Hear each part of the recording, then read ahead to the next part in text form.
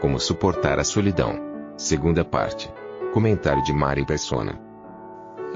Eu acho que foi hoje de manhã, só pode ter sido hoje de manhã, né, que alguém mencionou o privilégio de estarmos pessoas de diferentes origens aqui, diferentes países, pessoas tão diferentes, que nunca teriam se encontrado não fosse por Cristo. E como esse mesmo Jesus, que é o que nos atraiu aqui, é o que nós temos em comum. Os que são salvos aqui, os que creem em Cristo como Salvador, os que já têm o perdão dos seus pecados, já têm a salvação eterna, têm em comum, pode ter um monte de diferenças. Pode falar com sotaque de outra língua, pode ser alto, baixo, gordo, magro, não importa, mas tem uma coisa que é comum a todos aqui. Jesus. Cristo Jesus. Isso é comum. Isso nós temos, não perdemos, os que creem. Então aquele Deus que precisava entender o que é a solidão humana e efetivamente entendeu, também solucionou o problema da solidão humana. O versículo em Efésios 2, versículo 19, fala assim: assim que já não sois estrangeiros, nem forasteiros, mas concidadãos dos santos e da família de Deus. Deus que faz o órfão habitar em família. Deus que se compadece da viúva. Deus que faz com que pessoas idosas, como eram Simeão e Ana, no templo, que aguardavam a vinda do Messias, pudessem falar assim: meus olhos viram agora. Meus olhos viram. Satisfeitos. Aquela espera tinha terminado. Assim não sois estrangeiros, nem forasteiros, mas concidadãos dos santos e da família de Deus. Temos família agora. Somos membros da mesma família quando cremos em Cristo. Perceba que eu estou falando de privilégios agora, de salvos por Cristo.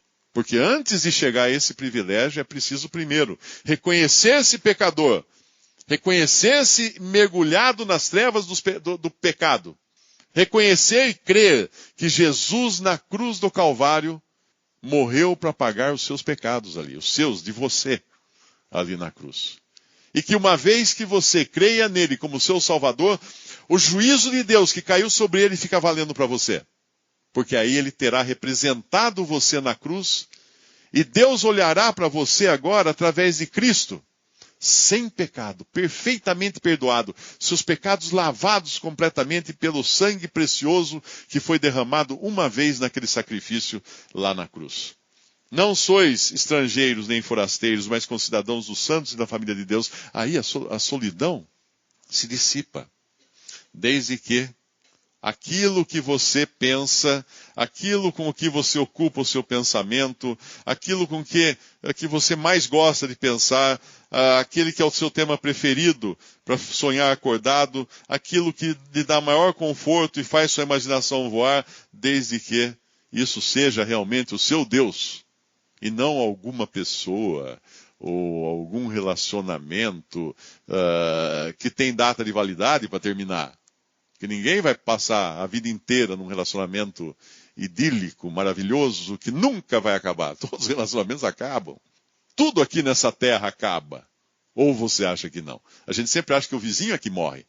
Mas todos acabam. Isso aqui termina. Isso aqui é matéria. Isso aqui é finito.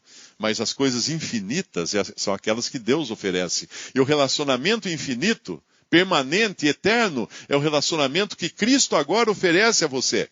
Aquele que foi solitário aqui na terra, aqui no mundo, ele não será solitário no céu. E ele já começa aqui, nesta terra, a atrair para si, com a sua voz de amor, aqueles com quem ele quer se relacionar.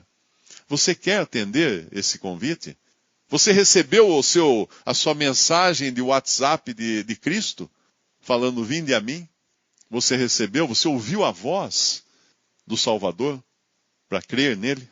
Não sois estrangeiros, se você ouviu, nem forasteiros, mas concidadãos dos santos e da família de Deus. Deus amou Adão de tal maneira que lhe deu uma companheira. Deus amou o mundo de tal maneira que deu Jesus. Entregou o seu próprio Filho a este mundo, a pecadores. Lá em Efésios capítulo 5, 25 e 26, diz que Cristo amou a igreja e a si mesmo se entregou por ela. para santificar, purificando-a com a lavagem da água pela palavra. A igreja na Bíblia é a noiva de Cristo, a esposa de Cristo. Como eu falei, tudo começou com um casamento, lá no Jardim do Éden. Quando Cristo veio, quando Jesus veio ao mundo, o seu primeiro assunto a tratar aqui foi um casamento. De tão importante que ele acha que é o casamento, o relacionamento, o fim da solidão. E o último assunto relacionado a Jesus e aos seus salvos é um casamento. É um casamento. Cristo amou a igreja. O que é a igreja? É o conjunto de todos os salvos por Cristo. Todos aqueles que colocaram sua fé em Jesus são acrescentados ao seu próprio corpo, que é a igreja. E ele está juntando essa sua noiva aqui na terra, no presente momento. Falta um, talvez, para ser acrescentado ao corpo de Cristo. Pode ser que agora falte um. E no momento em que esse um for acrescentado por Cristo ao seu corpo, a igreja será arrebatada. Ele virá buscar sua noiva está aqui já completa. Completa. Algumas doutrinas falam de cristãos salvos por Cristo que terão que passar pela tribulação, que terão que sofrer, como se a obra de Cristo não fosse suficiente para resolver o problema do pecado. Outros falam que, não, mas uma parte apenas, os vencedores irão no arrebatamento, os perdedores, que não chamam de perdedores, mas por consequência, perdedores, vão ficar aqui. E aí você fala, mas espera aí, que noivo é esse? Que virá ao mundo e falar assim, vem pegar minha noiva, vem buscar minha noiva. Ó, tá bom, mas aqui vai levar metade agora. Você se sujeitaria, noivo, a se casar e receber no dia do casamento metade da noiva? Ou uma porcentagem da noiva? Não. Vem buscar a noiva. E a noiva é integral, completa, com todos os que fazem parte dessa noiva, que é a igreja. Mas para isso, ele precisou morrer. Porque morrendo, Cristo resolveu o problema da sua própria solidão. Olha que interessante. Ele estava solitário. Ele estava se sentindo sozinho, como você pode estar se sentindo sozinho agora. E para resolver o problema da sua solidão, ele precisava morrer.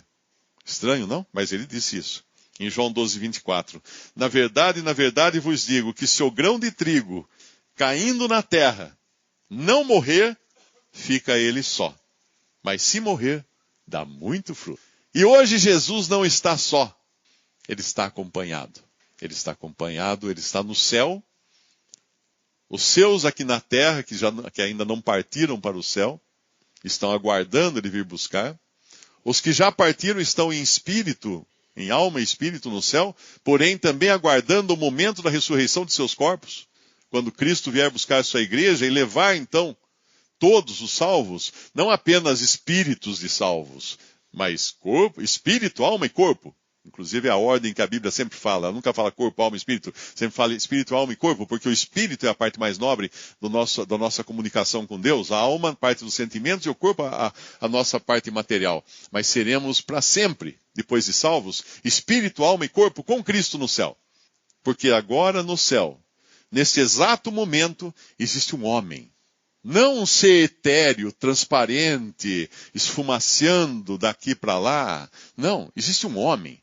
De carne e ossos. O mesmo homem que morreu na cruz, o mesmo homem que ressuscitou ao terceiro dia, o mesmo homem que falou para Tomé, põe a tua mão aqui na minha ferida, no meu lado.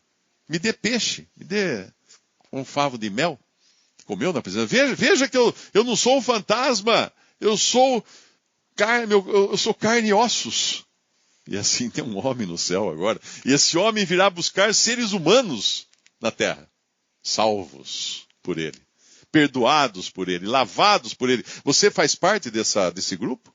Dos salvos? Não estou falando de religião aqui, não estou falando de religião. Não é religião. Salvação. Você faz parte desses que foram salvos por Cristo? Se você faz parte desses, a sua solidão foi resolvida já. Mas se você ocupa a sua solidão, os momentos de solidão, com qualquer outra coisa que não seja Cristo, isso é como ganhar um presente e brincar com papel de embrulho. Você não abrir a caixa para pegar o presente realmente. Ele conhece a sua solidão. Ele conhece a minha solidão. E Ele é realmente a nossa ocupação. A ocupação dos salvos é Cristo. E para a gente terminar, eu queria contar uma história de amor. Acho que todo mundo gosta de história de amor aqui, de história de paixão. Era uma vez uma árvore, que realmente existe. Como eu falei, a primeira árvore do Jardim do Éden, cujo nome é citado, é a figueira, cujas folhas foram tiradas para fazer um avental para Adão e Eva, para eles fazerem seus aventais. A figueira, eu andei vendo uns documentários sobre figueira. A figueira é uma coisa maravilhosa. Tem um documentário, inclusive, sobre a figueira, não sei se em inglês, como é que chama, alguma coisa tipo árvore milagrosa, árvore maravilhosa, wonderful tree, or something, alguma coisa assim.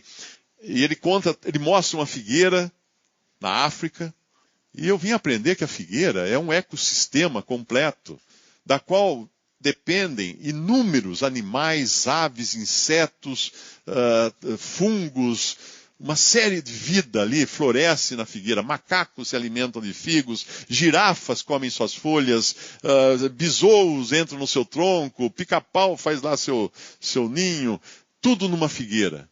Uma figueira que às vezes dura centenas de anos. É uma das árvores frutíferas mais comuns nas florestas do mundo inteiro. Tem mais de 700 espécies de figueira. Em todo lugar tem figueira.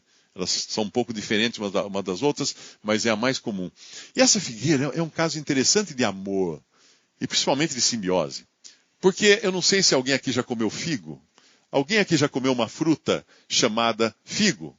Eu sinto desapontar vocês, se vocês foram ao supermercado e pediram para comprar figo e venderam para você uma coisinha assim, que você abre a vermelhinha dentro, tudo, e você comprou aquilo como sendo uma fruta, aquilo é uma flor. O figo é uma flor. O figo é uma flor, mas a fruta está lá dentro.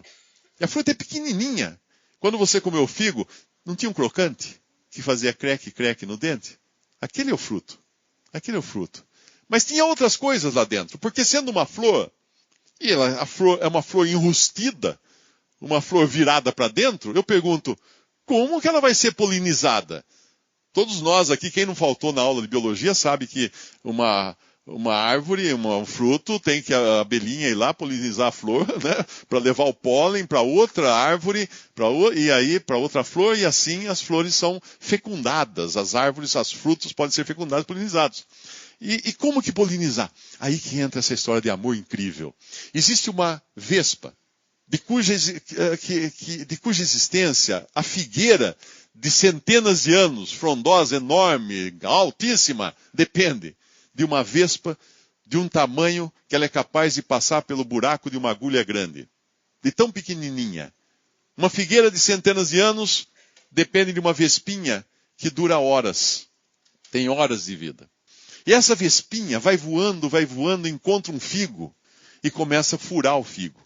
E vai furando, quando chega lá dentro, no processo ela perde as asas, perde as anteninhas, e lá dentro ela bota os ovos e morre. Ali vai ser o seu sarcófago. Quando você comer o figo, um daqueles croques deve ser o exoesqueleto de uma vespa. Mas aqueles ovos vão eclodir, vão chocar dentro do figo, e vão nascer dois tipos de vespinhas, vespinhas macho e vespinhas fêmea. As vespinhas macho não têm, deviam chamar vespinhos, né? Mas não, é vespa macho. Não tem asas. Ela não tem asas. A vespa fêmea tem asas. A vespa macho só existe para uma finalidade, fecundar a vespa fêmea, para ela poder botar mais ovos depois fecundados. Agora, todo esse relacionamento de amor entre a vespa macho e a vespinha fêmea acontece num lugar de extrema escuridão. Eu não sei como é que é dentro de um figo, mas deve ser escuro demais. Eles não se veem. Os relacionamentos humanos são muito baseados em aparências, né? Se a pessoa é bonita, se não é bonita, se é forte, se é alto, se é baixo. Mas as vespinhas, elas têm relacionamentos sem se enxergarem. E aí o que acontece? Depois de fecundada a vespinha fêmea, a vespinha macho começa a abrir um túnel, que tem que ser maior do que o seu próprio corpo, porque ela é menor do que a vespinha fêmea. Então ela tem que fazer um furo e sair do figo. E o que acontece quando o macho sai do figo? Morre. Terminou a sua finalidade. Mas com a sua morte, ele vai salvar a vespa fêmea e vai salvar a figueira inteira, que vai poder se reproduzir. Porque atrás dele vem a vespinha fêmea, trazendo pólen que estava dentro do figo, que é lá que está o pólen, e vai saindo, e quando ela sai para fora, naquele túnel, eu imagino o caminho dela, vendo uma luz lá na frente, ela que nunca viu luz na vida, sempre nasceu e viveu na escuridão, como um pecador nasce e vive na escuridão, em densas trevas de pecado e morte. Mas um dia tem uma luz, de alguém que abriu o caminho com a sua morte, para que o pecador pudesse ser salvo. Ver a luz, ser salvo. E essa vespa vai sair voando, viajar por uma distância grande até encontrar um figo e para começar o processo de novo.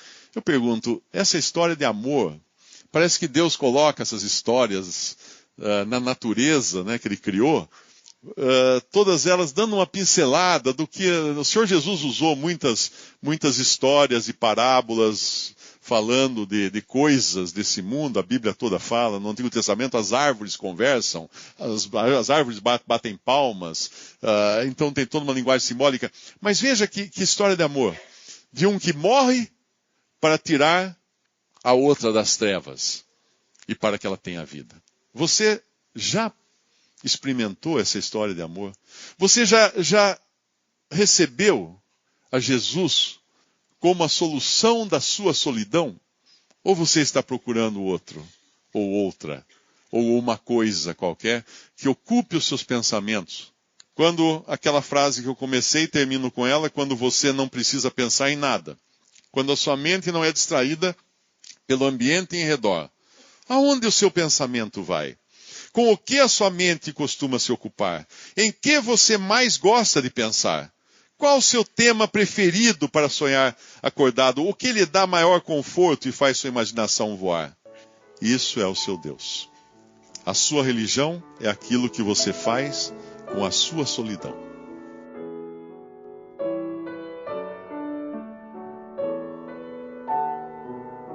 Visite Respondi.com.br. Visite também 3minutos.net.